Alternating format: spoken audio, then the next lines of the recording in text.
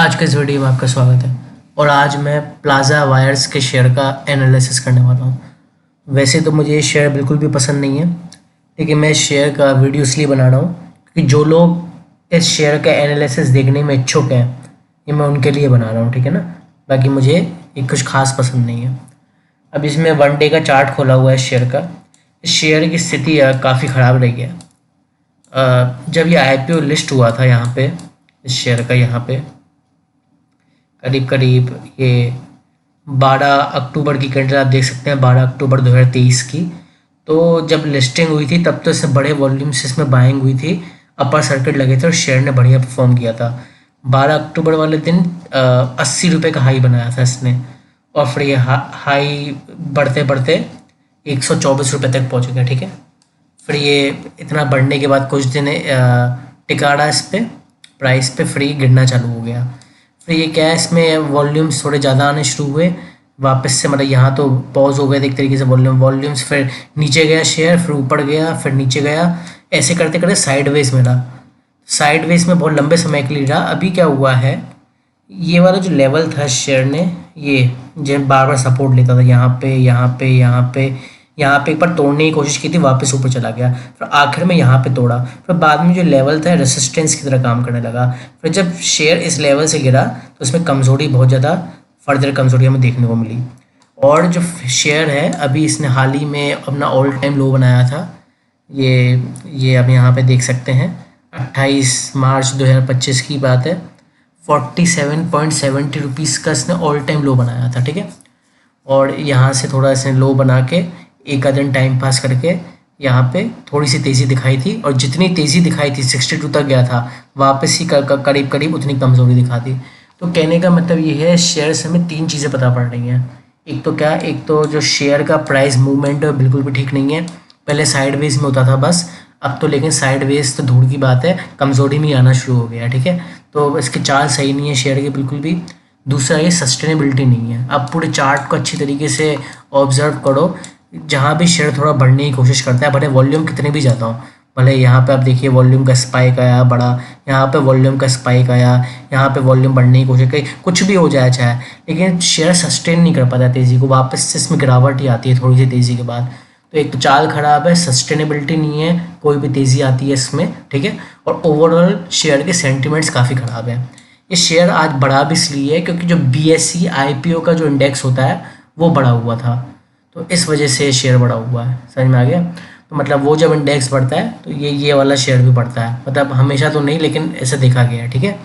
तो अब कहने का मतलब ये है, अगर आपको इसमें पोजीशन बनानी है तो किस प्राइस पर बना सकते हैं, उसके आगे की चल क्या हो सकती है, क्या आपको फ्रेश बाइंग करनी चाहिए। देखिए, अगर आपको फ्रेश बाइंग करने के लिए आप पूछेंगे तो मैं आपको साफ मना करता हूँ, फ्रेश बाइंग तो बिल्कुल नहीं करें, शेयर बहुत ख़राब है, इसमें कुछ भी हो सकता है। हाँ, लेकिन अगर आप फिर भी इच्छुक हैं तो यहाँ पे आप देखिए, आज इस शेयर ने 3.07% की तेज़ी पर बंद हुआ है, 55.50 का हाई बनाया है इसने, और 54.78 का क्लोजिंग प्राइस है इसका, ठीक है। तो यहाँ पे शेयर ने क्या है, लो बना के यहाँ पे एक सपोर्ट लेवल यहाँ पे पकड़ लिया था, ठीक है, यहाँ पे। अब यहाँ पे फिर क्या है, अब जब भी शेयर इस वाले कैंडल के हाई को तोड़े, मतलब 55.50, आप इसके ऊपर बाय कर सकते हैं, लेकिन काफ़ी रिस्की रहेगा, ठीक है।